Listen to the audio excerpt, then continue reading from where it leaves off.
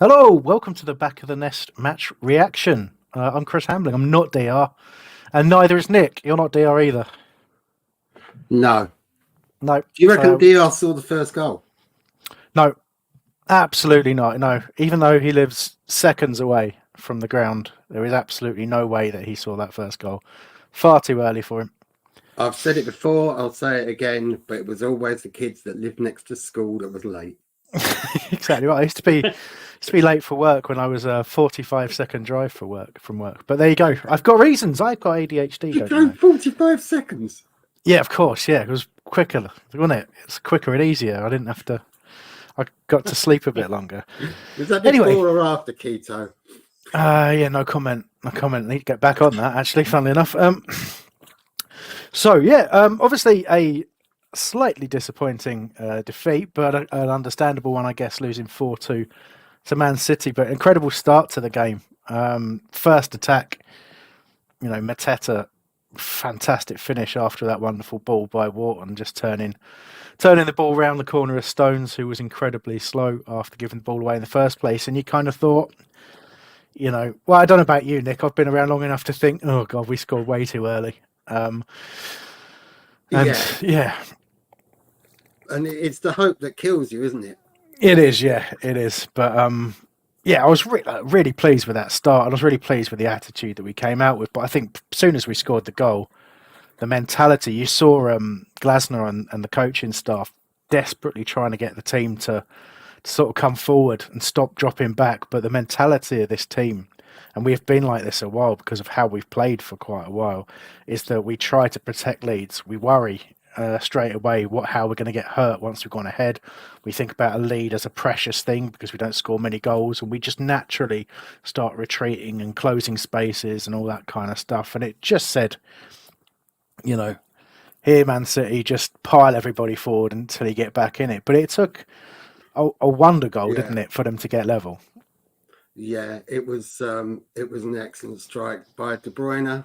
We always let in worldies. I looked at the goal of the month or goal of the year things so far, and I think 6 of them were against Palace. So it's just to be expected, really. But what was good was it took quite a while for them to have that clear-cut chance that went in, because Hendo was absolutely superb in the first half. He didn't put a hand wrong. I won't say put a foot wrong because it's a goalkeeper. Didn't put a hand wrong. Well-known phrase, yeah. But I love the way that Glasner set out. I love the fact that he said, look, if I'm not going to set out to try and get something from this game, I might as well go sightseeing, which is like Glasner is the antonym of Hodgson. But we just couldn't sustain it. There was no way we were going to sustain it over 90 minutes or 100 minutes as it is nowadays. No. And there's an interesting sort of consideration to have, because obviously quite a few people are kind of saying, well, look, what's different? What's changed? We're still not picking up very many points. We're still scrapping away. We only beat Burnley. What was the point in changing the manager, etc.? And they're kind of looking at what we're doing now and saying they're not really seeing much improvement. But I mean, first of all, is a mentality change for sure. Which again, it doesn't help when you're not getting points, and we're not safe yet either, and it does make you feel a little nervous. And we have got a tough run of fixtures, so we're definitely going to be worried for quite a while yet. But I think we'll be okay. But I think it also does a little bit of a disservice to the work that's being done, because everybody's had Roy before had problems to deal with major injuries to key players. Yep. And whilst we brought in 2 quality players in Wharton and Munoz that Roy didn't have, that we use every single week, I think we've also lost Gay, we've lost Richards now. Holding's nowhere to be seen.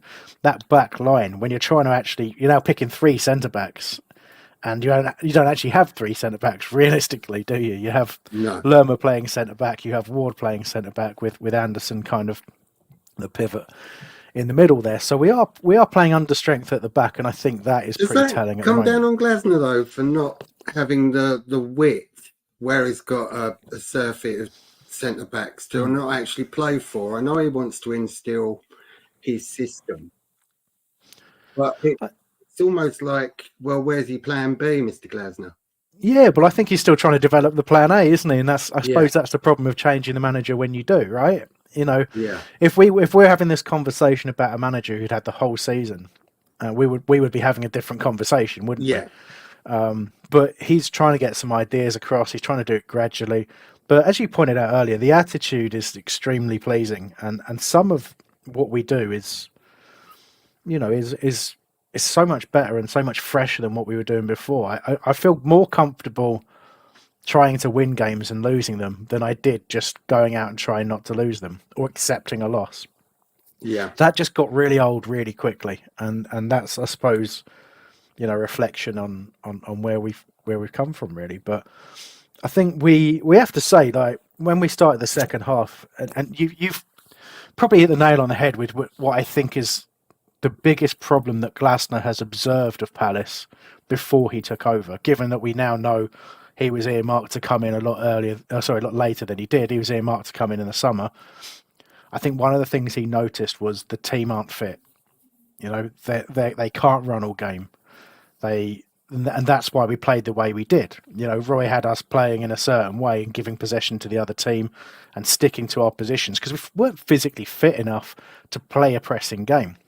Now, Glasner's come in and said, correctly, in my view, in the Premier League, you have to play with that energy.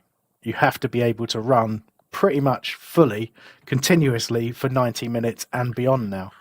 And yep, we as a team, as a club, can't do that. And I don't know if you saw Mark Gay before the game was interviewed, and he was asked what's been, the key differences since Glasner came in. And he said, we're running a lot. And that's been the key difference. So it's yeah. going to take a real long time for people to get the kind of energy in their legs that they need to get. And it's probably not going to happen this season. So for that reason, we need people back from injury because we need to rotate that team. We need people coming off the bench. We need people working extremely hard, in the background and waiting for their opportunities. And that's been a real problem for Glasner since he came in, is having those options. But he wasn't afraid to use what he had today. We made 5 changes today at different times, and Edouard, coming back got a really good goal actually after missing probably an easier chance just before. We got a bit of impetus, didn't we, after those subs? Yeah, Which was good to see. Okay, Man City took their foot off the pedal, and we've got to remember that these are the World Club champions. I'm going to put out the link to joining the show. sure. Yeah. What I'd like to hear from people is how Stonewall was the penalty on Eze, and is there a big club bias? Should Glasner carry on with the 5 at the back with so many injuries? And are we doomed, or does that performance give you enough hope to think we'll manage to see out the season? There's a lot of questions, Nick. I know. And now I don't want to answer them because you've said that that's what you want from other people, right? So they'll have to join and answer those questions, and I'll have to think of other stuff to talk about.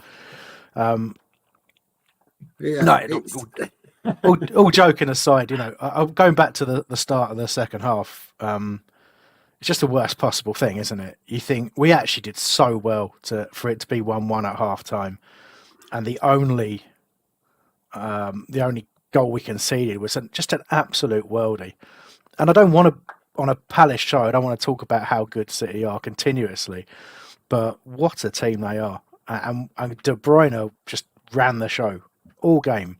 Like, he was twice the player of the next best player on the pitch, and you can take your pick of who that was. But I just cannot believe how good he is. It was just effortless for him at times. He was everywhere, yeah, and the goal just Henderson had the save from Rodri was outstanding. The closing down of Haaland as well. Those were 2 real key moments. And on another day, that gets us in at half time at 1-0 up, and it's a really interesting game in the second half. But to concede the way we did so quickly after scoring, I don't know. Yeah. I don't really know what we can do about that, really.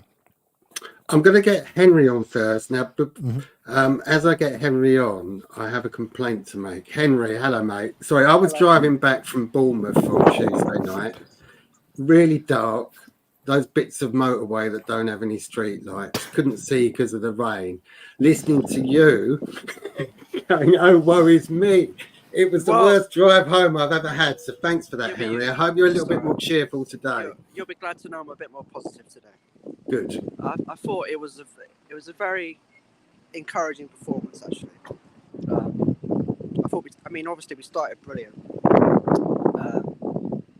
but I'm really angered by that decision with the penalty because I saw it clearly, and I don't know why the VAR didn't even think to take a look at it. To be honest, I think if that was City, they definitely would have taken a look at it at the very least.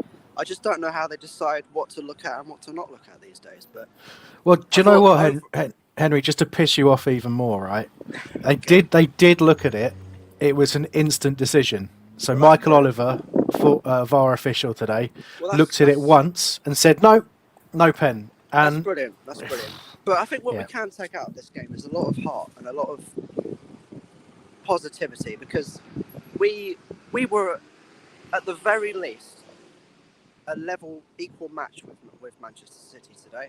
I thought we obviously going the goal up so early. I am a little bit with you, Nick, on that one because although I was obviously elated, part of me was like, oh, is it a bit too early to score?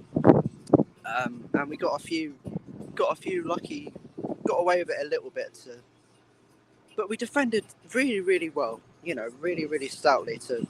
And then that's the difference with that quality from De Bruyne. I don't think we could have done much about that. The disappointment thing for me was conceding very early in the second half a very soft goal.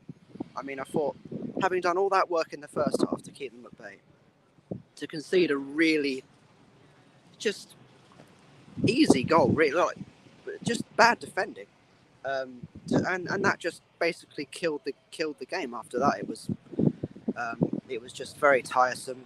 I'm glad I don't have to watch Man City pass the ball anymore. I mean, literally, it was just pass, and it was just so demoralising. And that's what they do.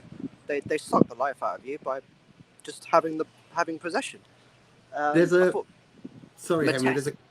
Mateta was fantastic. Sorry, I want to touch on him because, wow, I mean, his performance was pretty much faultless. I thought he held up the ball very, very well. He took his goal brilliantly, and his work rate in general, his first touch, first class. Eze, on the other hand, kept losing the ball. I didn't really see enough work ethic from him for me, to be honest. And I don't know what's going on with him. He seems to have dropped off his form a lot because, you know, earlier in the season he was on fire, wasn't he? And now he was replaced by Jeffrey Schlupp. To be fair, though, he was kind of surrounded by three City players every time he got the ball. I didn't think he was that great against Bournemouth apart from the finishing of the goal, but then it was horrendous conditions to play in. Tim said in the chat he blames Ebbs for not getting that pen. He's gone down too easily, too often, so that when there's a legit shout, he doesn't get the benefit of the doubt. That sounds, Chris, like the complaint we used to get about Andy Johnson not getting penalties. and Wilf as well. I don't know. Look, there's a lot to unpack there. I think, you know, in terms of the penalty, it says he's gone down too easily. Like my comment on that is, the contact isn't significant, right? He has gone down easily, but he has to go down because you don't give a referee a decision to make if you stay on your feet in those circumstances, right? It's too easy for the ref to wave it away if you stay standing up because he's been prevented from getting to the ball. He's been shoved and then pushed to the ground. But yeah, of course, he's a big, strong boy. He could have stood up and carried on going, but the moment was gone. So he's right to go to ground. And the referee and VAR have to be smart enough to recognise why he's gone to ground. Not was the contact enough to knock him down, was the contact a foul? Yes, the contact was a foul, therefore penalty. And that's all it should be. It's as simple as that. And also, I think the contact was enough for a penalty anyway. I'm pretty.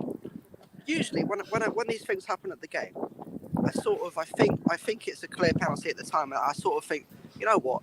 I'll reserve full judgment for when I watch the replay. But I am so confident that when I watch it back, it's going to be a stonewall penalty to us if they even show it on. If Sky Sports highlights or whatever even show it in their compilation, because sometimes they don't. But I think as our general play goes, it was good.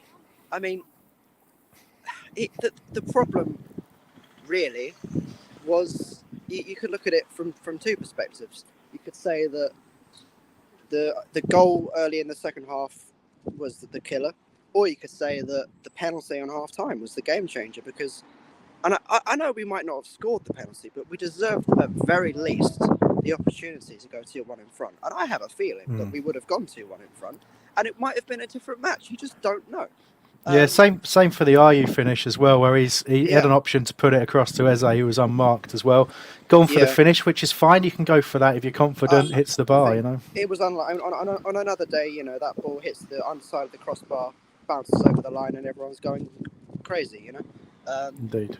I think Lerma as well, having to play the centre back, really, I feel sorry for him, because, you know, it must be a really, really hard job to marshal all of Man City's, you know, Haaland, all of those players.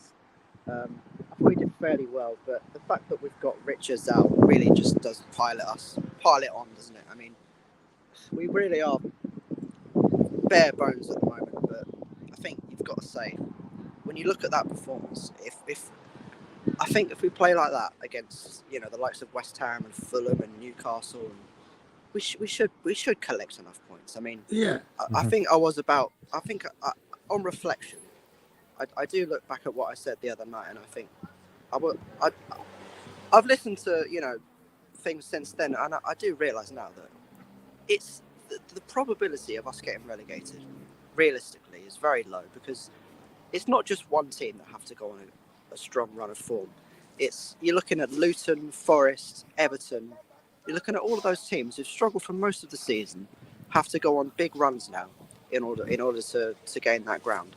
And some of them are playing each other, Henry. I'm going to keep it short and sweet, because we're keeping it short and sweet, because we're men of action, and Chris and I have both got things to do this afternoon. Busy lives, you know how it is. You know, things to do, but people see.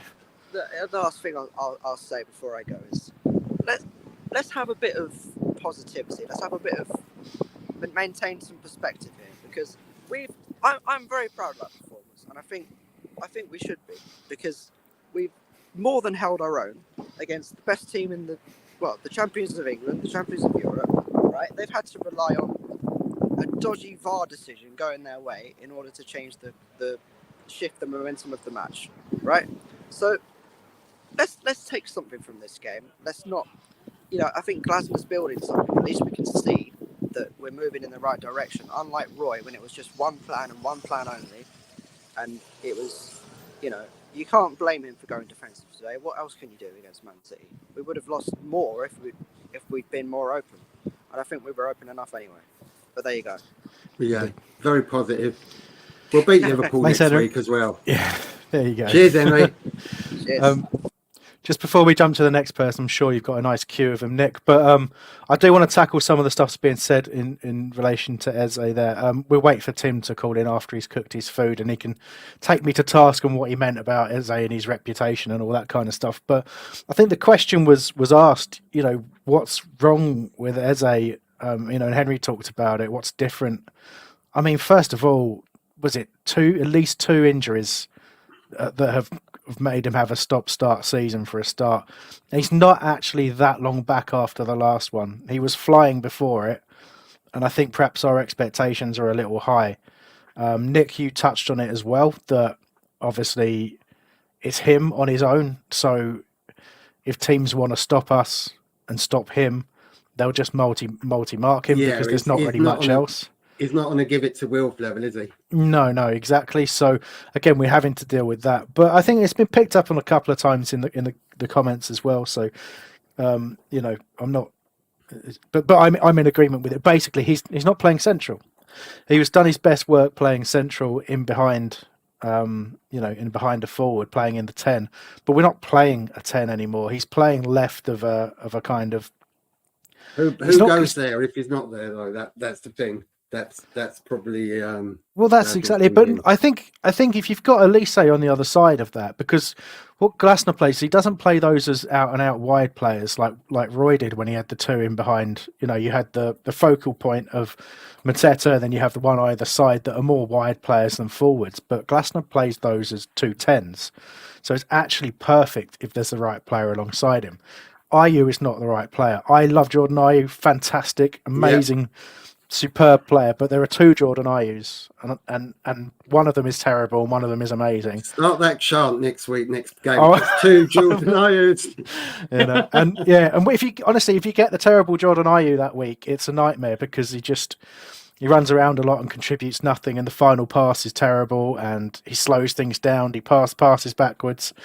When you get the good Jordan Ayew, it's a different story, and that's an oversimplification, and I recognise that, but I'm just saying, if Michael Elise is fit and Eberechi Eze are fit, those two take the 2 10s in behind Mateta, who has that shirt now.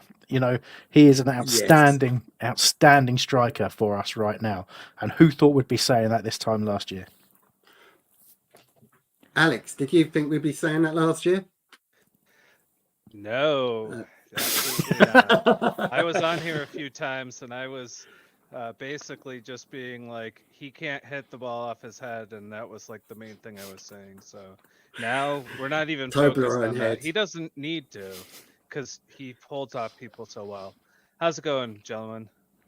Good? Wonderful. Yeah. We're kind of upbeat, aren't we, Chris, after that? Because we scored 2 against the World Club Champions.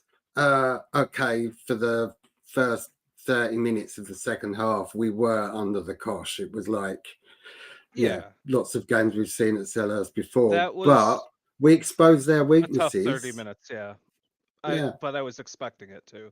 I don't think you guys touched on a few other things in the first half. Wharton, I think, had his best game for us, but he missed a 4-on-2. Like, we had a 4-on-2 early, and he missed a pass, and Eze had to chase for it. That's another one. Eze missing, Mateta running straight. Like, right after Mateta gives him a beautiful ball, Eze's just not seeing around players right now, and he's not able to get the pass off. I think he might have been trying, but, I mean, JP was through if he gets the pass through. So I think there was a lot to take away from it, and I'll just remind people, like, Emery was average last year, the first 10 games.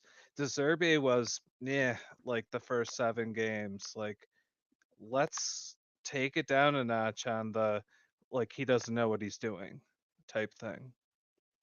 So, Glasner, that is, Yeah, for sure. Like, anyone trying to judge Glasner now based on current results and performances has kind of missed the whole point, of what's been said when he took over, the nature of how he came in the first place, starting earlier than he wanted to, and trying to turn around, a team that was struggling. Roy obviously had a health issue, but they were talking to Glasner before that about coming in earlier. So it's clearly, right. They were worried the direction the club was heading, and we were heading in a really poor, bad, awful direction. I'm sorry, we just were, and turning that around is not flicking a switch. And Glasner has said this, like literally said, I cannot flick a switch and make this better. It's going to take time, energy, and effort. And I think people just need to get to grips with that. That's kind of contrary to the old new manager bounce where you'd get a manager in and they'd suddenly turn around results. And I'm talking about the likes of Allardyce and Pulis, whose style of play wasn't pretty, but they're obviously confident enough that we are staying up this season, that we can actually, this is almost a pre-season in a way. I think to some degree, also the lack of manager bounce reflects the fact that, and this might be controversial given some of my previous statements, but Roy wasn't actually doing that much wrong.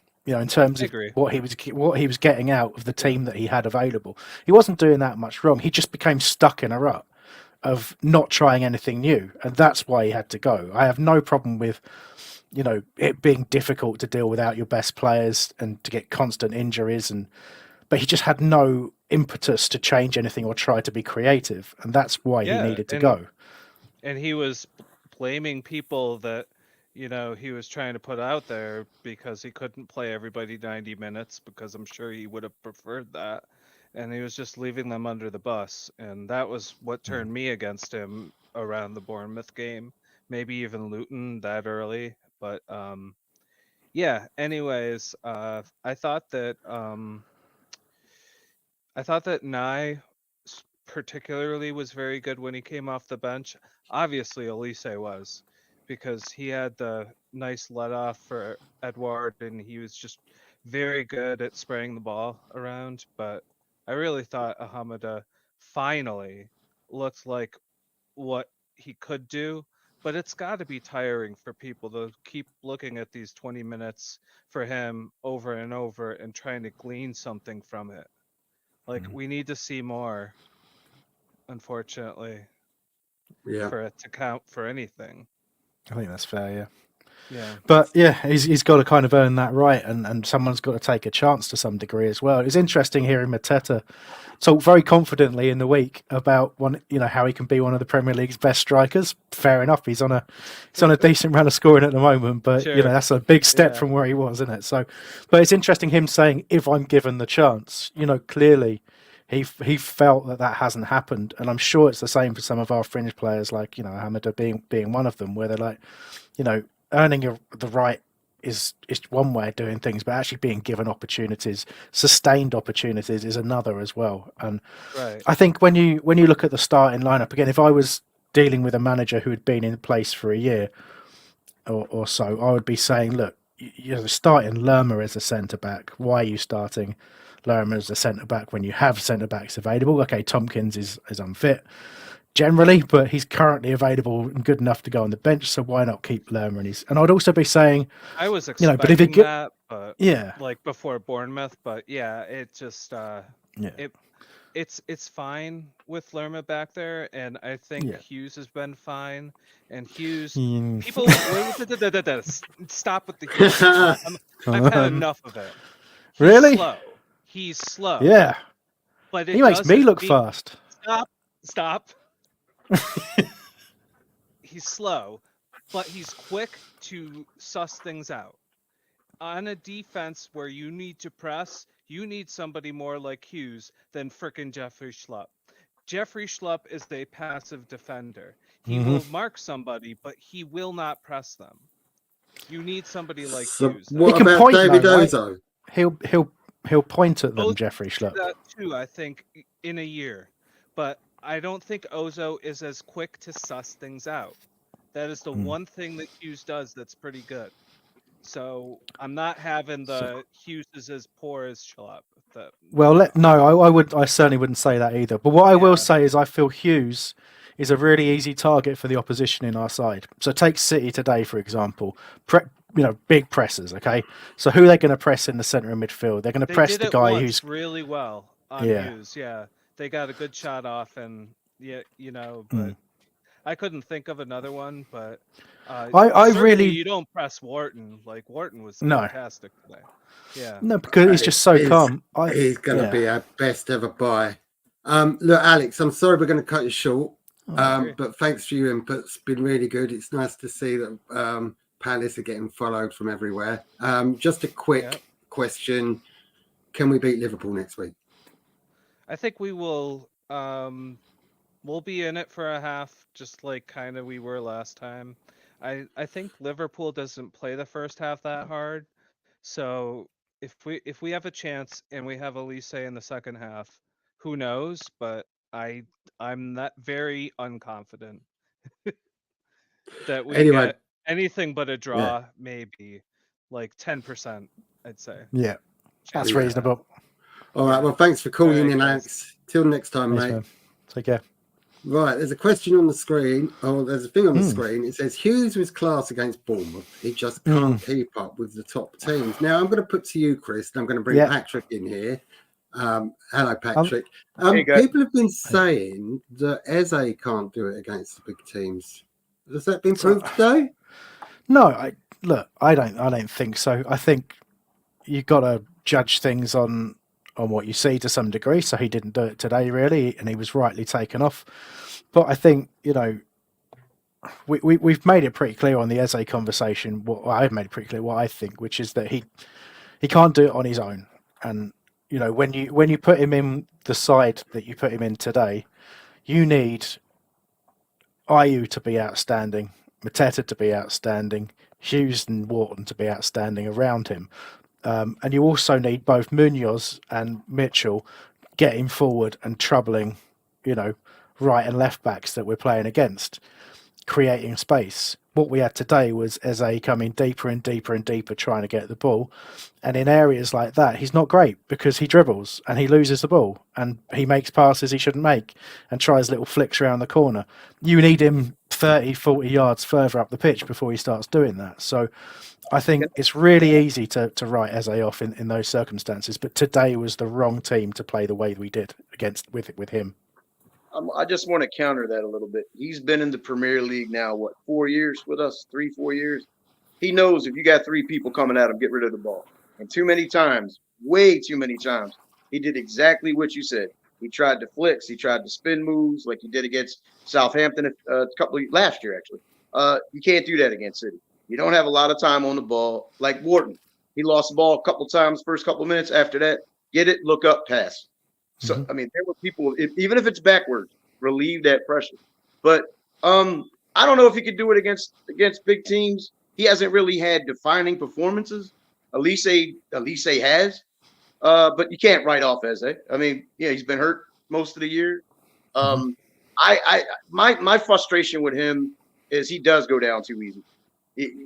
Once you get that reputation, they're not going to give you anything. That's why he didn't get the penalty today. Just simple as that. Too many times he's done that. He's too talented to be that inconsistent. And the problem. Sorry, Patrick. The bloke's holding his shirt, pushing on him. All right, he is going down a bit, but they've literally got video evidence of it. So it's a penalty. It's a clear penalty. But because he's got a little reputation of diving in the box, it's the Wilf thing. Wilf got the reputation unfairly. He never got a call against a big team. And the problem I have with Eze, he's just not doing it against teams like us.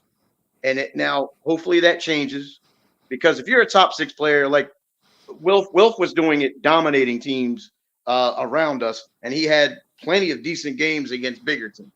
So he's not Wilf, but he can do better. And a lot of it, I think, is just effort. Honestly, work rate.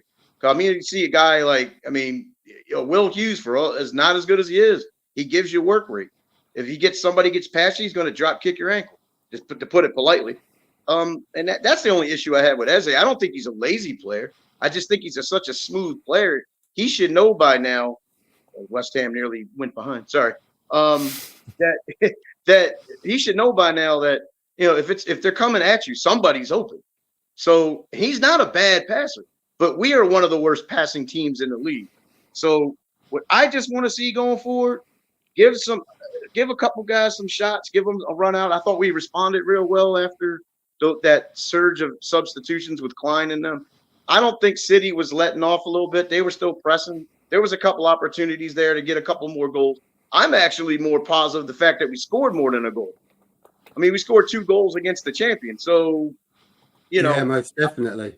And I think with teams, and I know you got some people in here, and I usually elaborate too long, so I'm going to make it quick. We have teams like Fulham. We got to play them on the road. We got West Ham, who can look really good, and in 10 seconds, it can look really turgid. Got Villa at home.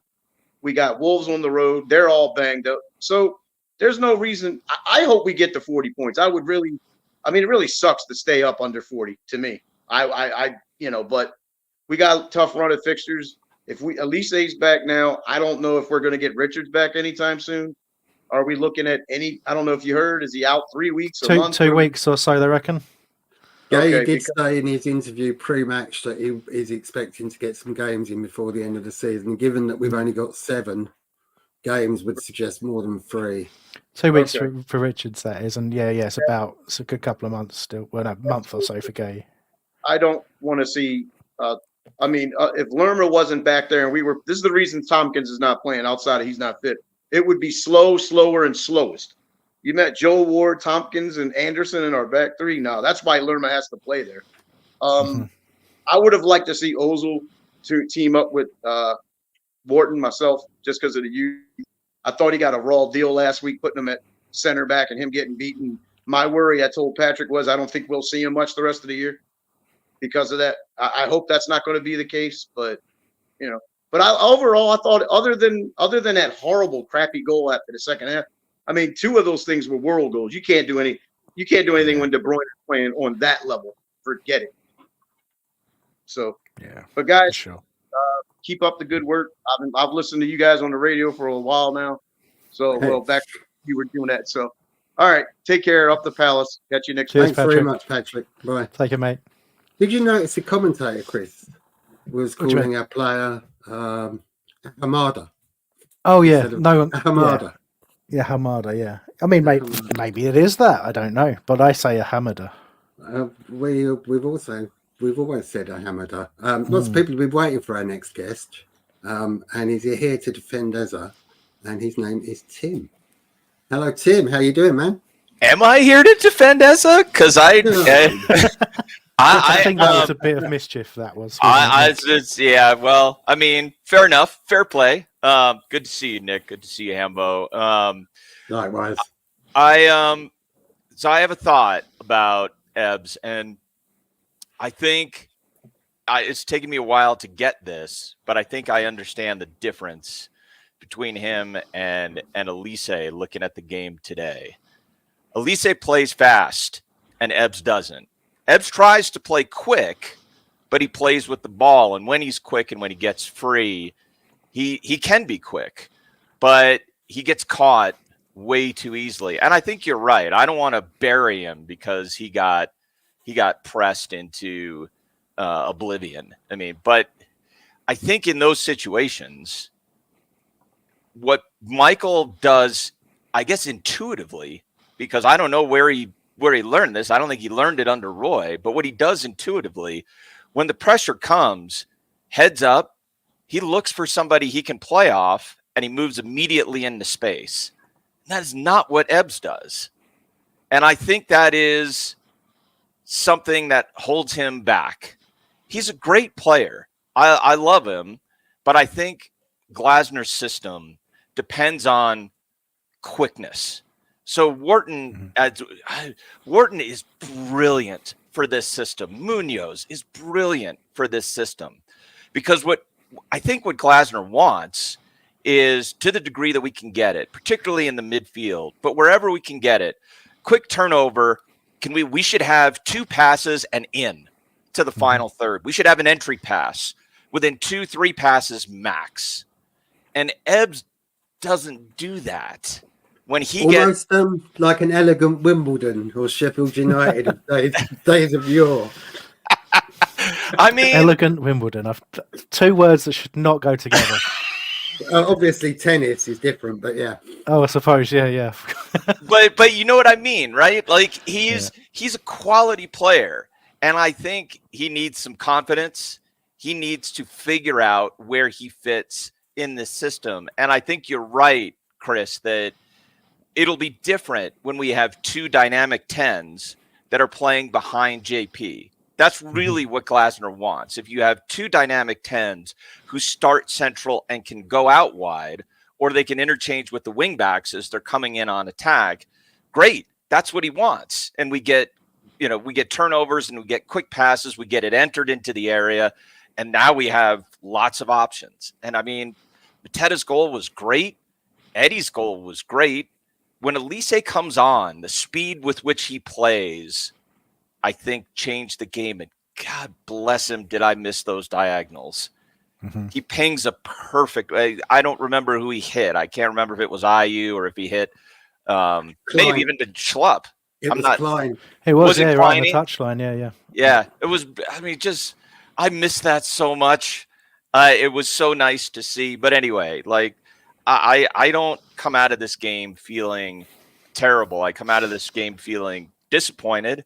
But and I don't expect a result against Liverpool. But Do you think Glasner would have learned much from today? I think he's progressively learning more about who fits his system, and that is useful.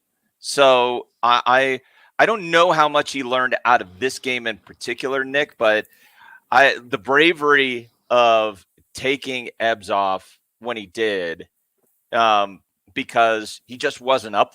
Not I don't want to say he wasn't up for it, but he just wasn't clicking, and something needed to change. That was one of the problems that I think a lot of us, me included, had with Roy, is that, well, this is what I've got. This is the hand I've been dealt, and we're just going to stick with it. And if we get buried, we get buried. That's what was, and what is he's not settling. Like if it's not working, he freshens it up. And that last 25 minutes, we were much better. City were, of course, laying back a little bit, but we were much, much better. No, again, it's the attitude that pleases me of being 4-1 down, being out of the game and outclassed, and then just going, you know what, we're gonna do something. We're gonna fight to the end. There's no, I mean, we had a mid half capitulation for sure, but it wasn't damaging in the sense that we fell to pieces. We could have done. When that fourth went in, you started thinking, okay, this better not be one of those games, right? But and you always wonder how much is it them taking their foot off the gas. But if you look at what Guardiola did, he didn't really take his foot off the gas. The changes he made were attacking changes. He wanted more. He wanted more goals. He demands a lot from his players. So actually, to wrestle the control back that we did was pretty impressive. But obviously, too late in the day. Yeah, I agree. And when there was a bit more. It was nice to see some pressing in the legs. Elise's coming up, Munoz joining him on the press, Wharton moving up to join in on the press. Those guys do have that ability to press the ball, turn the ball over. We know JP has that ability too. It was definitely better. But I know you guys got other guests. I want to hit one quick thing super quickly. And I don't know if you want to talk about this, but we don't have to. Accounts should come out next week. Like on the last year at this time, they came out on the 12th. So it should be next week. And the club, if you want to go look for it, the club did put out its annual financial report. So the club always puts out a glossy report, and then the accounts come after it. So there are a couple of numbers. And I think the board should rightly be under some pressure. I'll give you this one number. I'll give you two numbers. 181 million pounds roughly from the 2022-2023 season. That's up 12.5% year over year. It's pretty good. So we are making more money, and on an EBITDA basis. So think of EBITDA as core profitability. Palace had 23.1 million pounds in core profitability. That's up from 16.7 year prior. So there is a lot to say about how us being I have my opinions about whether or not world football should be a business, but fair enough. That's the way it is. These are businesses. And from a business perspective, we continue to be I have to see the full accounts, but we appear to be pretty well run. And so, sorry, Tim, I saw on Twitter over the week that I think Kevin Maguire, who tweets a lot of Kieran Maguire, said that we're nowhere near a limit for spending. So, because it was all about poop hearing that tweet that went out. I can't remember who it was from, about that the money isn't going to be that we got from, I can't remember what they're called now in New York, wasn't going to be used for players. It was just going to be used for turnovers, for general day-to-day running. But we've all kind of agreed on this show before, and we want to get in the transfer market early, so Glasner can get to work, and it's better to have the cash in your hand rather than getting the money for an Elise or an header, and then clubs knowing you've just got all that money in. Okay, sure, clubs are going Right. to know about the loan anyway, so I don't know Right. what difference that makes, but No, it does make a difference. It does make a difference, and that money, and I forget the name of it too. I think it's MGG that something gave like us that, yeah. gave us the loan. We don't know how big that loan is. We do know that there was 45 million pounds in additional capital from the shareholders. That was part of this report. We also know there was a 12 million pound loan as part of 22-23, also from the shareholders, but that's been fairly consistent. We've seen that every season. But I think you're right, Nick. I mean, we should have the opportunity to move earlier in the transfer window. I think rightfully so. As fans, I think we have given what I'm seeing here, I think we have a right to say, all right, let's go. Come on. I mean, we shouldn't be in PSR trouble. We're a very well-run club financially. Let's go. What are we going to do here? We've got some players we very clearly need a lot of squad depth. There are a lot of players we shouldn't re-sign, and there are a lot of players we should sign. So let's go. I think the numbers support fans making some demands of the board. I think from what gets out from the club, if you like, via various means, it does seem like this is a targeted window coming up. With a new manager, that seems like that was always the plan. You're quite right in terms of that loan being secured against future. It's secured against future player sales. So we know Gay's going. We know at some point. Yeah, we know Elise is going at some point, and we know possibly Eze, given he's 25, might actually be the first of those to go. Or you could lose all three. You never know. Yeah. But bottom line is that the club is looking at the player after them and the player after them already. Absolutely. And we're fortunate to know that we have a sporting director and system in place right now that is actually unearthing talent. And you only have to look at Wharton and the chance that we took there. And I don't know if we thought he would be ready to come straight in, but we certainly knew he was the right character and the right player to join the club. And he isn't just an outstanding player. But again, without going too far into it, it'd be interesting to see what happens. Tim, you're right to bring it up. We are right to demand something of our owners in that respect. Absolutely. because we have to make changes. We've gone into the last couple of seasons with a squad that simply isn't able to cope with the rigors of Premier League football and get the best out of itself. And we're over reliant on on players, and we're asking players to play through injuries to hurt themselves for the club. And think about the comments that came about from Galatasaray's doctor when Wilf joined them. Yeah, and said we'd destroyed him. We just played him play through injury after injury after injury, and you got people on the sideline saying, "Oh, look at Wilf not trying." It's because his legs had come off, basically. Anyway, we have a right to ask for this squad to be built properly in a sustainable way. I'm really impressed, with the numbers coming out. I saw them like you did, Tim, and I thought, we are nowhere near being in FFP trouble. And look at everybody else who's taking those chances. We've done an amazing job. Hats off to the board. Take a lot of stick for not spending, but hats off to them keeping things under control the way they have, because it's really hard because they want to win as well, right? Yeah, there's no question, and I think they've done really well. And I'll say this: all you have to do is look at, if you want perspective, if anybody wants some perspective, look at what happened to Everton. They had a much bigger. They're in trouble. They had a much bigger loss than was expected. I don't think they're going to get hit with another 6 points, but it won't shock me if they get hit with another points deduction. Mm-hmm. And Leicester probably had the worst losses of all of them. They are screwed if they come back up. They're going right back down. They're going to get a hefty points deduction. So, I mean, I think we're in reasonably good shape, but I mean, that means we got to put our owners' feet to the fire in the summer and let Dougie cook and let Glasner get what he wants, and let's go. But anyway, I got to let you get to some other callers, but always good to see you guys up the Palace. Cheers, Tim. Take care. Nick, before we jump into the next one, I just really wanted to come to a point on what I think is really missing from the team, from the squad at the moment.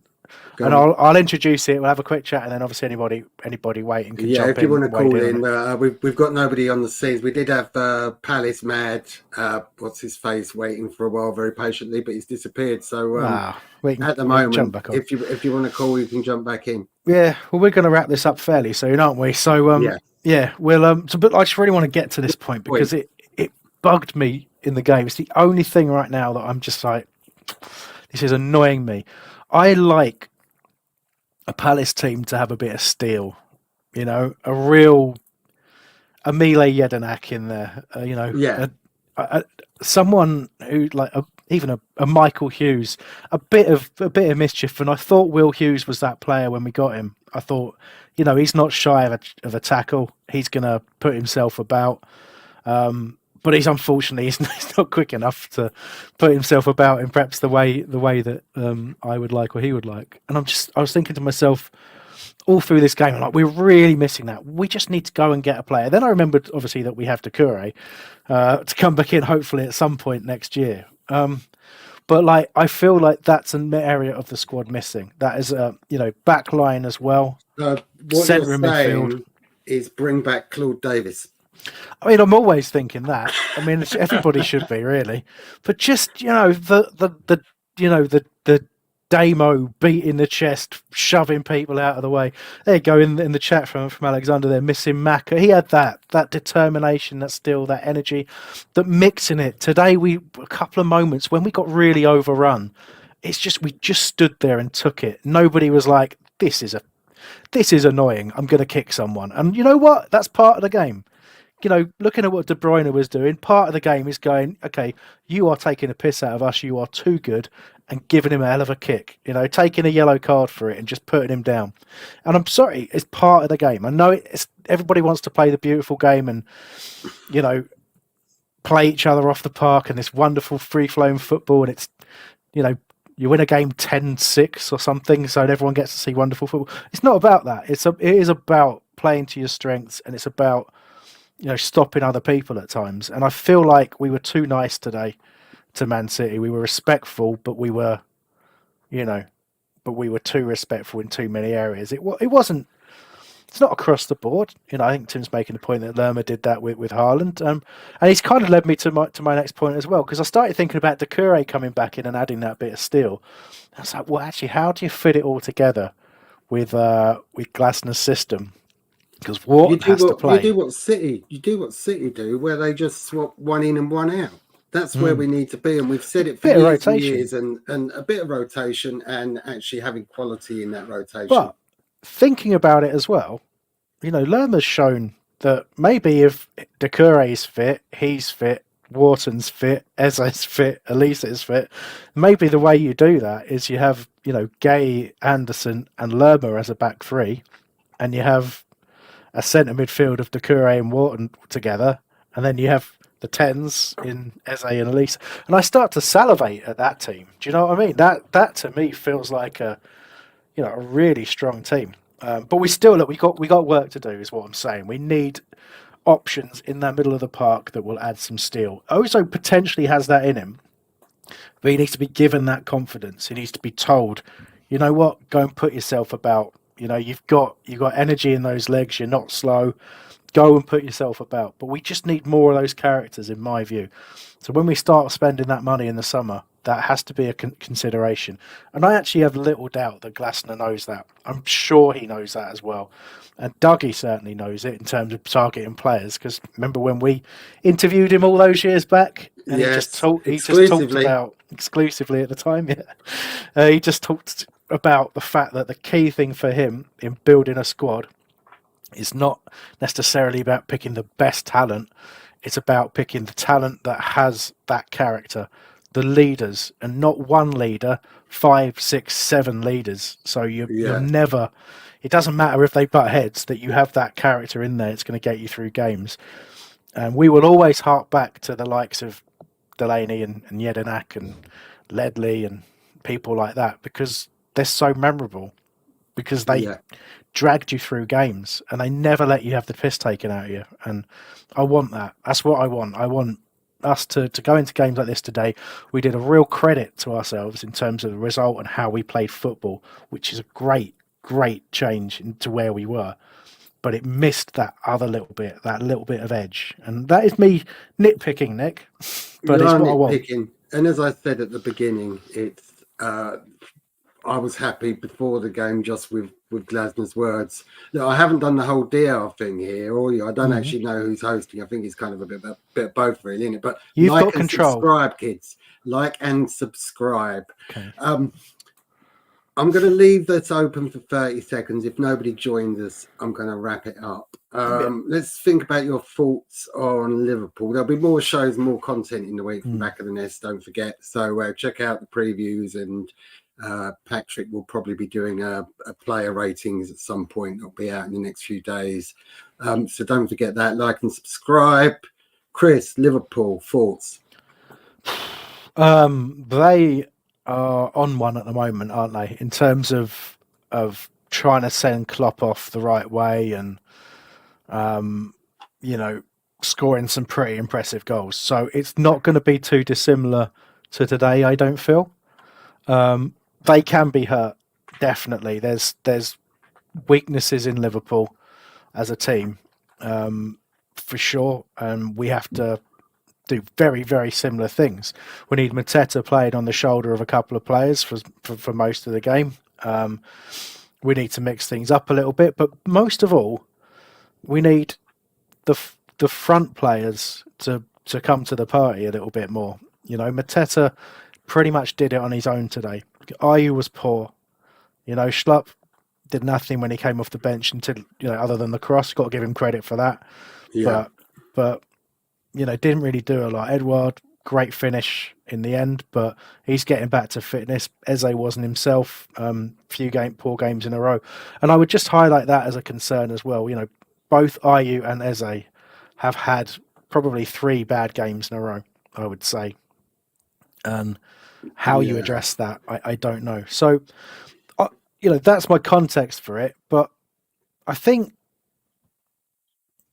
there's enough of an incentive there for us to do what we always seem to do for Liverpool, which is mess things up for them. Yes. I really do think it's there. I'm not expecting 100% it to happen, but I think, there you go. Got to ruin Liverpool's season. It's just one of them clubs that you just want to do it, don't you? It's just that 3-3. I don't feel like Selhurst. I don't feel like I heard the ground. No, that was like that. That's honestly the loudest it's ever been. I've been to many, many, many, many games, and that is the loudest I've ever felt Selhurst. The floor just rocked that day, and even before the third went in. It started rocking as soon as Damo's swinger clipped off Glenn Johnson and went in the top corner. It was a great day, and I really want more of that. But I just feel like I don't care. Like, if we ruined Man City's title challenge, I'd be like, oh, okay. But we ruined Liverpool's title challenge. It feels good. It feels really good. So let's hope we do that again. Yes. So before we go, I'll just say we get one kind of remarkable result a season, don't we? There was a season 3 years ago when we beat Man City 2-0 at their place. Mm-hmm. So let's hope that Sunday at Anfield is our chance to clip Klopp. Sorry. Anyway, thank you everybody for joining us. If you're listening on the podcast, thanks very much, Chris. Thanks for being here. Yeah, sure. I mean, after that last pun, never again. Never again. Thanks for all your comments. And up the bloody Palace. Bye.